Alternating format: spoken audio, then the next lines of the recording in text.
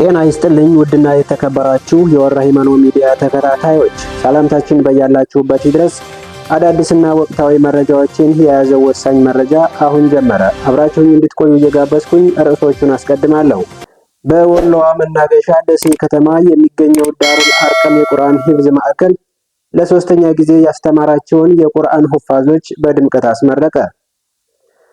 በአምባሳደር ጄኔራል ባጫ ደበሌ የተጻፈው የጸረ ሽምቅ ውጊያ ጥበብ መጽሐፍ ተመረቀ። የኢኮኖሚ አቅምን የሚያጎለብቱና ለትውልድ የሚተርፉ በርካታ ግዙፍ ፕሮጀክቶች በመገንባት ላይ ይገኛሉ ተባለ። በአዲስ አበባ ከተማ የሲቪልና ቤተሰብ ምዝገባ አገልግሎት አሰጣጥን ይበልጥ ያዘምናል የተባለ አዲስ ስርዓት መጀመሩ ይፋ ተደረገ። ወደ ዝርዝር መረጃዎቹ አልፋለሁ።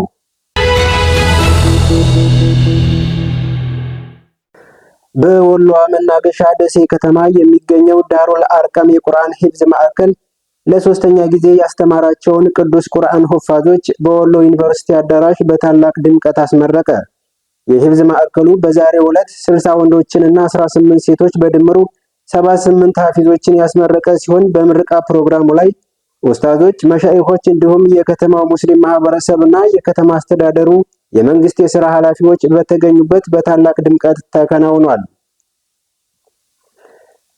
በአምባሳደር ጄኔራል ባጫ ደበሌ የተጻፈው የጸረ ሽምቅ ውጊያ ጥበብ መጽሐፍ ተመረቀ። በኢትዮጵያ የጦር መኮንኖች ታሪክ ውስጥ ትልቅ ስምና ልምድ ያካበቱት አምባሳደር ጄኔራል ባጫ ደበሌ በወታደራዊ ልምዳቸውና ጥልቅ ጥናት ላይ የተመሰረተውን የጸረ ሽምቅ ውጊያ ጥበብ መጽሐፋቸውን ዛሬ አስመርቀዋል።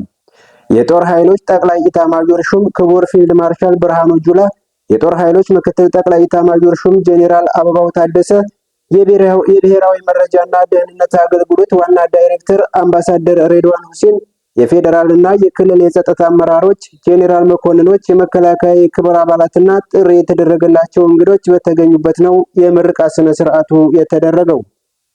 የዕለቱ የክብር እንግዳ የጦር ኃይሎች ጠቅላይ ኢታማዦር ሹም ክቡር ፊልድ ማርሻል ብርሃኑ ጁላ ኢትዮጵያ የተሰነደ የጸረ ሽምቅ ውጊያ ማንዋል የነበራት ቢሆንም የተሻሻለ እንዳልነበረ አውስተው የጸረ ሽምቅ ውጊያ ጥበብ መጽሐፍ ግን ዘመኑን የሚመጥንና ለጦር መሪዎች ማስተማሪያነት ከፍተኛ ጠቀሜታ አለው ብለዋል። ጄኔራል ባጫ ደበሌ ይህንን ጠቃሚ መጽሐፍ በማበርከታቸውም ክቡር ፊልድ ማርሻል ብርሃኑ ጁላ ምስጋና አቅርበዋል። ብዙ የሀገራችን የጦር መሪዎች የሚጽፉት መጽሐፍ ታሪክ ላይ ያተኩራል።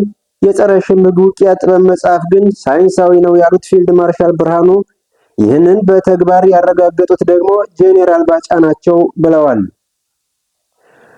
በ187 ገጾች የተቀነበበውና በ5 ምዕራፎች የተከፋፈለው የጸረ ሽምቅ ውጊያ ጥበብ መጽሐፍ ስለ ሽምቅ ውጊያ ዳራና ልምድ፣ የጸረ ሽምቅ ውጊያ ዓለም አቀፍ ተሞክሮዎች፣ የሸማቂና የአሸባሪ ቡድኖች ባህሪ፣ የጸረ ሽምቅ ውጊያ የጸረ ሽምቅ ግብረ ኃይል ዝግጅትን ምንነት የሚገልጽ ነው ብለዋል።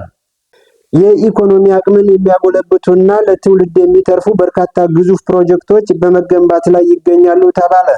በተለያዩ ዘርፎች የተጀመሩ ግዙፍ ፕሮጀክቶች የኢትዮጵያን ወደፊት ብሩህ ተስፋ የሚያመላክቱ ናቸው የሚሉት በከተማ እና መሰረተ ልማት ሚኒስቴር የመሰረተ ልማት ዘርፍ ሚኒስቴር ዴኤታ የሆኑት አቶ የትምጌታ አስራት ናቸው።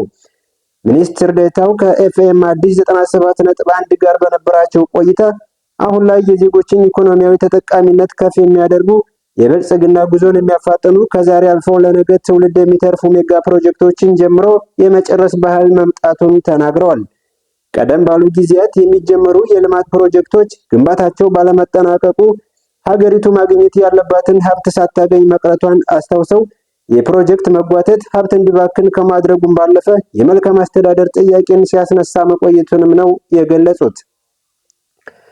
የመደመር መንግስት በፕሮጀክቶች ግንባታ ሂደት ላይ ሲነሱ የነበሩ ውስብስብ ችግሮችን ለመፍታት በወሰደው እርምጃ ፕሮጀክቶች በተያዘላቸው ጊዜ ውስጥ እንዲጠናቀቁ ማድረግ ችሏል ሲሉ ጠቁመዋል።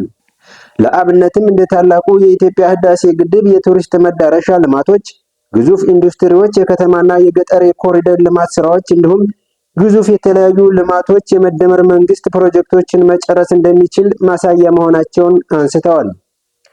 በአዲስ አበባ የንግድ ስራ ኮሌጅ መምህር የሆኑት ዶክተር ብርሃኑ ደኑ በበኩላቸው የመደመር መንግስት ፕሮጀክቶች ላይ የሚያደርገው የክትትልና ቁጥጥር ስራ ፕሮጀክቶቹ በጥራትና በአጭር ጊዜ ውስጥ ግንባታቸው እንዲጠናቀቅ ማስቻሉንም አመላክተዋል።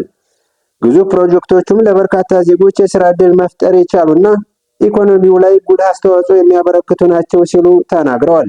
በኢትዮጵያ ከዚህ ቀደም የፕሮጀክቶች አፈጻጸም ክፍተት እንደነበር ጠቅሰው አሁን ላይ ግን የነበረው አመለካከት እየተቀየረ መምጣቱን ገልጸዋል።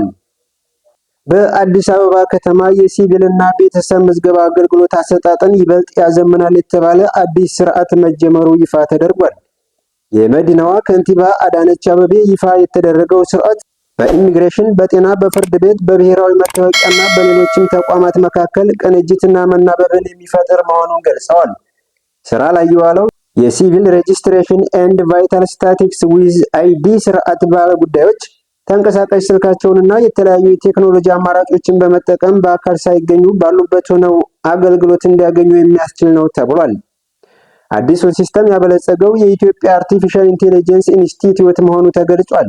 በቀጣይም ከአዲስ አበባ በተጨማሪ በቀጣይ በሌሎች የሀገሪቱ ክፍሎች ይህን ሲስተም የመዘርጋት ስራ ይከናወናል ተብሏል።